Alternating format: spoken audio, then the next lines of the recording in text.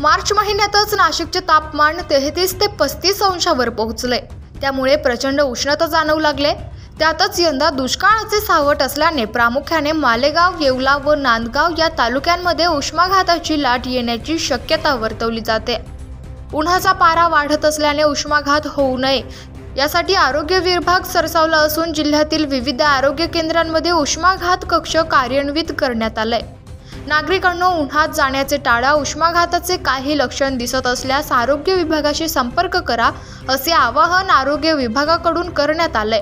उष्णतेत प्रचंड वाढ होते। याबाबत नांदगाव ग्रामीण रुग्णालयाच्या वैद्यकीय अधीक्षक डॉक्टर ख्याती तुसे यांच्याशी संवाद साधला असता त्या म्हणाल्या की सध्या उष्णतेचे प्रचंड वाढ झाली आहे, त्यामुळे उष्माघात कक्षाची स्थापना करण्यात आली आहे।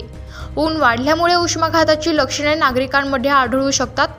उन्हामध्ये मजुरीचे काम फार वेळ करणे, शारीरिक श्रमाचे काम करणे, जास्त तापमानाच्या खोलीत काम करणे, घट्ट कपड्यांचा वापर करणे, उष्णतेची अथवा तापमानातील वाढती परिस्थितीशी सतत संबंध असल्याने उष्माघाताचा सामना करावा लागू शकतो, असं त्या म्हणाल्या। ब्युरो रिपोर्ट, सप्रेम मराठी।